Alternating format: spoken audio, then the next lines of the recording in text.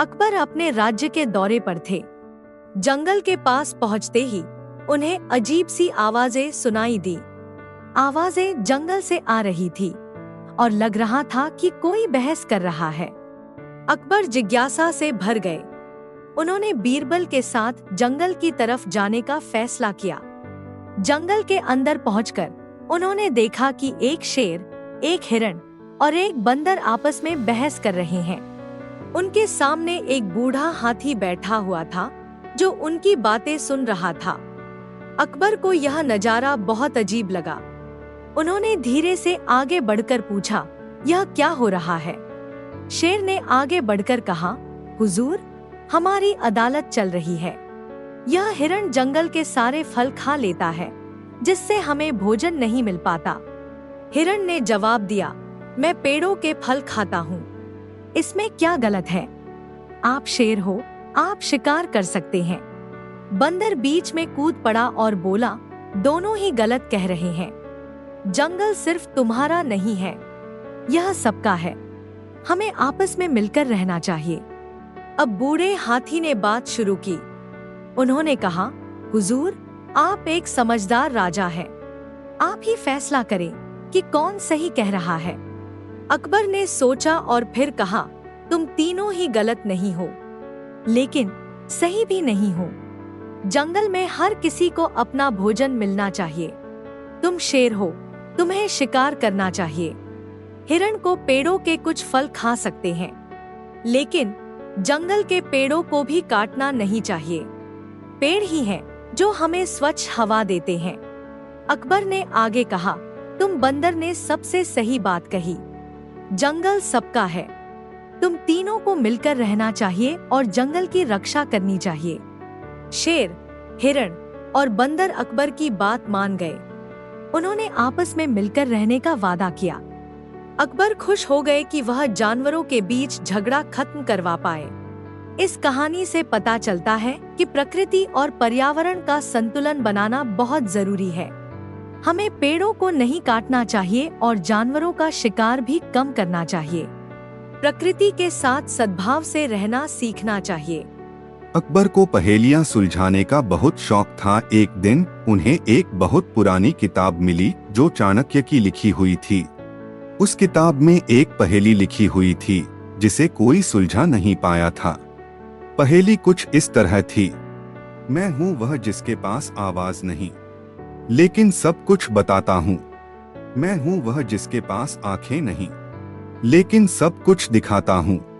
मैं हूँ वह जिसके पास पैर नहीं, लेकिन दुनिया भर घूमता हूँ। अकबर ने बहुत कोशिश की, लेकिन उन्हें इस पहेली का जवाब नहीं मिला। उन्होंने अपने दरबारियों को भी बुलाया, लेकिन कोई भी इसका जवाब नहीं दे सका। आखिरकार उन्होंने बीरबल को बुलाया। बीरबल ने पहेली को ध्यान से पढ़ा और फिर मुस्कुराए। उन्होंने कहा, हुजूर, इस पहेली का जवाब एकदम आपके सामने है। अकबर ने चारों तरफ देखा, लेकिन उन्हें कुछ समझ नहीं आया।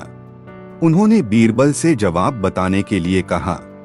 बीरबल ने अकबर की ओर इशारा करते हुए कहा, हुजूर, आप ही इस पहेली का जवाब हैं। आपके पास आवाज है, लेकिन आप किताब पढ़ रहे हैं तो किताब ही बता रही है। आपके पास आंखें हैं, लेकिन आप किताब देख रहे हैं तो किताब ही दिखा रही है। आपके पास पैर नहीं हैं, लेकिन यह किताब दुनिया भर घूम चुकी है और अब आपके हाथों में है।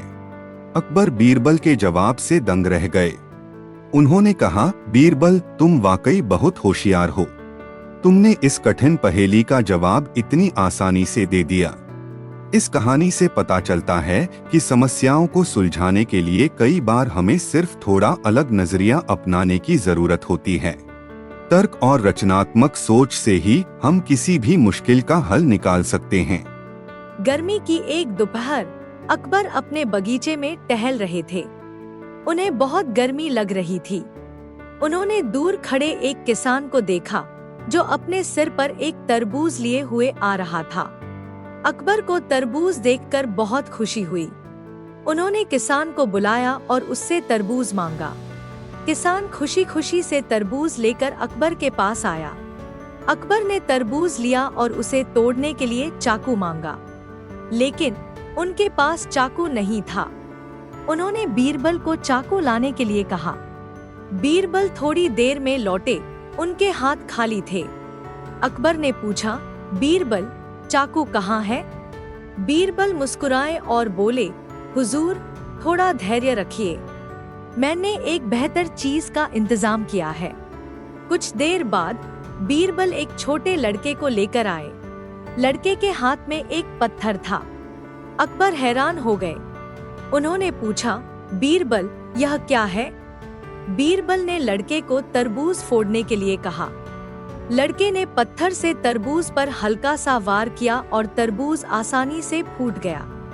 अंदर का रसदार वाला भाग सबको लुभाव रहा था।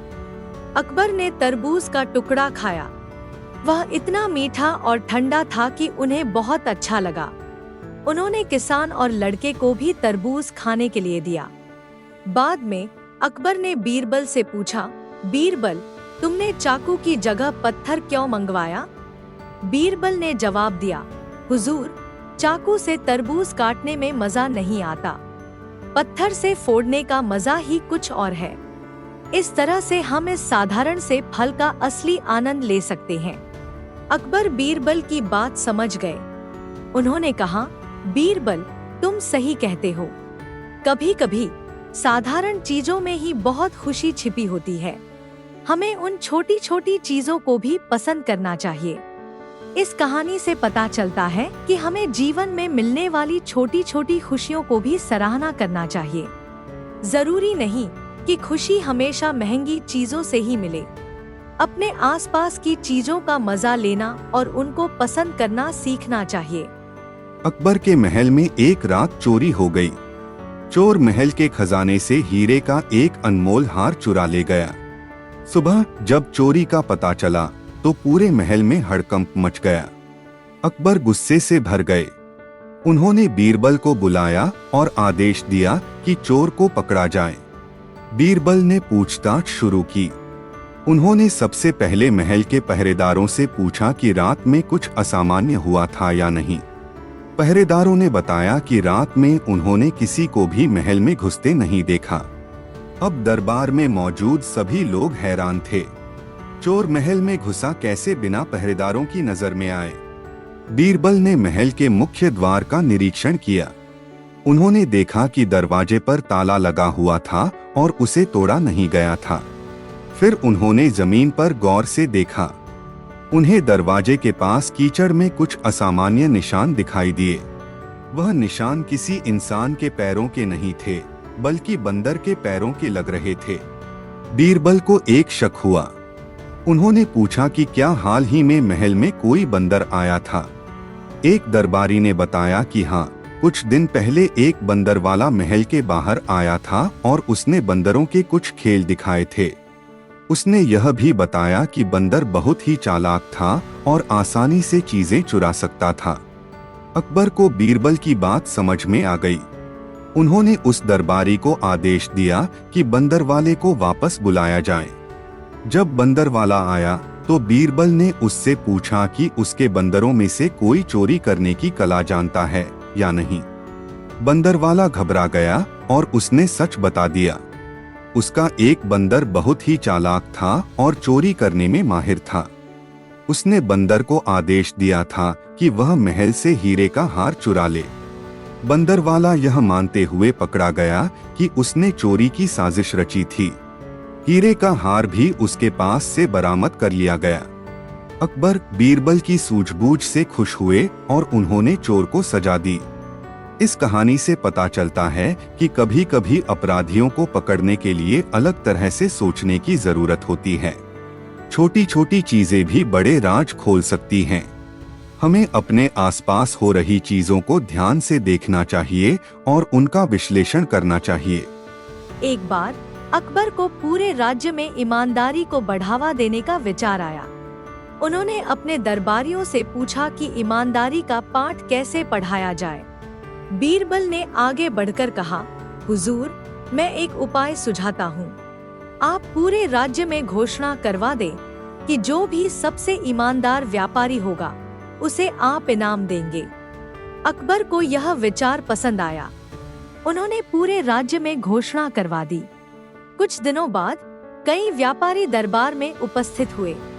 हर एक व्यापारी अपने आप को सबसे ईमानदार साबित करने की कोशिश कर रहा था। अकबर सभी को सुन रहे थे, लेकिन उन्हें कोई भी व्यापारी पूरी तरह से ईमानदार नहीं लग रहा था। आखिरकार उनकी नजर एक साधारण से दिखने वाले व्यापारी पर पड़ी। वह चुपचाप खड़ा था और अपनी ईमानदारी के बारे में कुछ नहीं कह रहा था। अकबर ने उस व्यापारी को बुलाया और पूछा, तुम भी सबसे ईमानदार व्यापारी होने का दावा करते हो? व्यापारी ने विनम्रता से कहा, हुजूर, मैं सिर्फ इतना कह सकता हूँ कि मैं हमेशा ईमानदारी से व्यापार करने की कोशिश करता हूँ, लेकिन ईमानदारी का फैसला आप ही कर सकते हैं। अकबर को व्यापारी की बात पसंद आई। उन्होंने बीरबल को आदेश दिया कि उस व्यापारी की ईमानदारी की परीक्षा ली जाए। बीरबल ने व्यापारी को एक थैली दी और कहा, इस थैली में सोने के सिक्के हैं। इसे किसी दूर के शहर में ले जाइए और वहाँ के सबसे ईमानदार व्यक्ति को दे दीजिए। जब वापस आओगे तो मुझे बताना कि तुमने वह थैली किसको दी। व्यापारी ने थैली ली और उस शहर की तरफ रवाना हो गया। कुछ दिनों बाद वह वापस लौटा। बीरबल ने पूछा, व्यापारी, तुमने थैली किसको दी? व्यापारी ने जवाब दिया, हुजूर, रास्ते में एक डाकू ने मुझ पर हमला कर लिया और थैली छीन ली। बीरबल को शक हुआ। उन्होंने सोचा कि शायद व्यापारी ने सिक्के रख लिए हैं। उन्होंने सैनिकों को आदेश दिया कि उस डाकू को पकड़ लाया जाए। जब डाकू को पकड़कर लाया गया तो उसके पास से वह थैली बरामद हो गई। डाकू ने बताया कि उसने व्यापारी को लूट लिया था, लेकिन थैली खोलने पर उसे लगा कि उसमें रेत भरी हुई है, इसलिए उसने थैली फेंक दी। सैनिक थैली लेकर वापस आए। उन्होंने उसे खोला तो देखा कि उसमें रेत के साथ साथ कुछ सोने के सिक्के भी थे। असल में व्यापारी ने थैली में थोड़ी सी रेत मिला दी थी ताकि डाकू को लगे कि उसमें कोई कीमती चीज नहीं है। यह देखकर अकबर समझ गए कि व्यापारी वाकई ईमानदार था। उन्होंने व्यापारी को ईमानदारी का इनाम दिया और सभी को ईमानदारी से व्यापार करने की सीख दी। इस कहानी से पता चलता है कि ईमानदारी सबसे बड़ा धन है। हमें हमेशा सच बोलना चाहिए और अपने वादों को पूरा करना चाहिए। ईमानदारी से ही सफलता और सम्मान मिलता है। अकबर अपने सैनिकों के साथ युद्ध से लौट रहे थे। रास्ते में उन्हें एक सुनसान जंगल से गुजरना था। जंगल के बीचों बीच एक बहुत बड़ा बरगद का पेड़ था। पेड़ की टहनियां जमीन पर छू रही थीं और ऐसा लग रहा था कि कई पेड़ एक साथ मिलकर खड़े हों। सैनिकों में से कुछ कहने लगे कि यह पेड़ भूता है। उन्होंने बताया कि रात में इस पेड़ के पास अजीब सी आवाजें आती हैं और कभी कभी अजीब रोशनी भी दिखाई देती है। अकबर को भूतों में विश्वास नहीं था, लेकिन वह अपने सैनिकों के डर को समझते थे। उन्होंने बीरबल को बुलाया और पूछा कि क्या वाकई में यह पेड़ भूता है। बीरबल ने पेड़ को ध्यान से देखा। फिर उन्होंने आसपास की जमीन का निरीक्षण किया। उन्होंने पाया कि पेड़ के आसपास घास नहीं उग रही थी और जमीन सूखी हुई थी। बीरबल मुस्कुराए और बोले, हुजूर, यह कोई भूता नहीं है, यह पेड़ सिर्फ नाराज है। अकबर हैरान हो गए। उन्होंने पूछा, पेड़ नाराज कैसे हो सकता है? बीरबल ने समझाया, हुजूर, पेड़ों को भी जिंदगी होती है। यह पेड़ बहुत बड़ा है, लेकिन इसके आसपास कोई पेड़ नहीं है। शायद पेड़ अकेलापन महसूस कर रहा है। इसके अलावा जमीन सूखी होने से पेड़ को पर्याप्त पानी नहीं मिल पा रहा है, इसीलिए पेड़ बीमार है और उसमें अजीब सी आवाजें आ रही हैं। अकबर को बीरबल की बात समझ में आ गई। उन्होंने आदेश दिया कि पेड़ के आसपास सैकड़ों नए पेड़ लगाए जाएं। साथ ही उन्होंने यह भी सुनिश्चित किया कि पेड़ को नियमित रूप से पानी दिया जाए। कुछ समय बाद जंगल में फिर से हरियाली छा गई। अब बरगद के पेड़ के आसपास कई छोटे पेड़ उग आए थे। अब रात में भी उस पेड़ से कोई अजीब सी आवाज नहीं आती थी। सैनिक खुश हो गए कि भूत वाला पेड़ गायब हो गया। अकबर ने उन्हें बताया कि असल में कोई भूत नहीं था, बल्कि पेड़ की बीमारी और अकेलेपन की वजह से उन्हें ऐसा लग रहा था। इस कहानी से पता चलता है कि हमें पेड़ों और प्रकृति का सम्मान करना चाहिए। हमें ज्यादा से ज्यादा पेड़ लगाने चाहिए ताकि वातावरण स्वच्छ रहे। पेड़ों की देखभाल करनी चाहिए और उनकी जरूरतों का ध्यान रखना चाहिए। एक दिन अकबर अपने राज्य के दौरे पर थे। वह एक सूखे से ग्रस्त गांव में पहुंचे। गांव के लोग सूखे से परेशान थे। उन्होंने अकबर से मदद की गुहार लगाई। अकबर ने ग्रामीणों को आश्वासन दिया कि वह उनकी मदद करेंगे। वह जानते थे कि गांव के पास कहीं पर एक प्राचीन कुआं है जिसे चाणक्य ने बनवाया था। कहा जाता था कि उस कुएं में कभी पानी नहीं सूखता। अकबर ने अपने सैनिकों को आदेश दिया कि वे कुआं ढूंढें, लेकिन कई दिनों की खोज के बाद भी कुआं नहीं मिला। अकबर निराश हो गए। उन्होंने बीरबल को बुलाया और उससे पूछा कि क्या उन्हें कुआं ढूंढने का कोई तरीका पता है। बीरबल ने सोचा और फिर मुस्कुराए। उन्होंने गांव के एक बुजुर्ग व्यक्ति को बुलाया और उससे पूछा, क्या आपको याद है कि चाणक्य बहुत ही चतुर व्यक्ति थे? बुजुर्ग व्यक्ति ने कहा, हाँ महाराज, चाणक्य अपनी चतुराई के लिए प्रसिद्ध थे। बीरबल ने आगे पूछा, तो क्या आपको लगता है कि चाणक्य दुश्मनों को कुएं का पता लगने से बचाने के लिए कोई उपाय करते? बुजुर्ग व्यक्ति समझ गया। उसने कहा, हाँ, हो सकता है उन्होंने कुएं का रास्ता छिपाया हो। बीरबल ने गांव के लोगों को इकट्ठा किया और कहा, मुझे लगता है कि कुआं गांव के बीच ही कहीं छिपा हुआ है। हमें बस इतना करना है कि ध्यान से देखें। बीरबल ने ग्रामीणों के साथ मिलकर गांव की जमीन का निरीक्षण करना शुरू किया। उन्होंने देखा कि गांव के एक हिस्से में घास थोड़ी ज्यादा ऊंची थी। उन्हें लगा कि शायद वहीं पर कुआं छिपा हो सकता है। उन्होंने उस जगह पर जमीन खोदनी शुरू की। कुछ ही देर बाद उन्हें पत्थर का एक बड़ा ढक्कन मिला। ढक्कन हटाते ही उन्होंने देखा कि नीचे एक गहरा कुआं है और उसमें पानी भरा हुआ है। गांव के लोग खुशी से नाचने लगे। अकबर बीरबल की सूझबूझ से बहुत प्रभावित हुए। उन्होंने कहा, बीरबल, तुम वाकई बहुत होशियार हो। तुमने चाणक्य की बुद्धि को उनकी ही चाल से मात दे दी। कुएं से मिले पानी से गांव वालों की समस्या हल हो गई। इस कहानी से पता चलता है कि मुश्किल परिस्थिति में भी हार नहीं माननी चाहिए। थोड़ी सी सूझबूझ और चतुराई से हम किसी भी समस्या का समाधान निकाल सकते हैं। गर्मियों का दिन था। अकबर अपने दरबार में मामलों की सुनवाई कर रहे थे। तभी दो आदमी झगड़ते हुए उनके सामने आ खड़े हुए। एक आदमी कह रहा था, हुजूर, इंसाफ करो, इसने मेरी बीवी को चुरा लिया है। दूसरा आदमी गुस्से से बोला, ये झूठ बोल रहा है, मैंने किसी की बीवी नहीं चुराई। अकबर दोनों की बात सुनकर परेशान हो गए। उन्होंने बीरबल को बुलाया और उस मामले को सुलझाने का आदेश दिया। बीरबल ने दोनों आदमियों को ध्यान से देखा। फिर उन्होंने उस आदमी से पूछा जिसने अपनी बीवी के चोरी होने की शिकायत की थी, तुम्हारी बीवी कैसी दिखती है? आदमी ने जवाब दिया, हुजूर, मेरी बीवी बहुत ही सुंदर है। उसके लंबे काले बाल हैं और उसकी आंखें बड़ी बड़ी हैं। बीरबल ने मुस्कुराते हुए दूसरे आदमी से पूछा, और तुम्हारी पत्नी कैसी दिखती है? दूसरा आदमी भी मुस्कुराया और बोला, हुजूर, मेरी बीवी भी बहुत ही सुंदर है। उसके लंबे काले बाल हैं और उसकी आंखें बड़ी बड़ी हैं। क्या बात है? अब दरबार में सभी लोग हैरान थे। दोनों आदमियों की पत्नियां एक जैसी कैसे हो सकती हैं? क्या वाकई में एक ने दूसरे की बीवी चुरा ली थी? बीरबल ने दोनों आदमियों को शांत रहने का इशारा किया और फिर पूछा, तुम दोनों कहाँ रहते हो? दोनों ने एक ही मोहल्ले का नाम बताया। बीरबल को समझ में आ गया कि क्या हुआ है।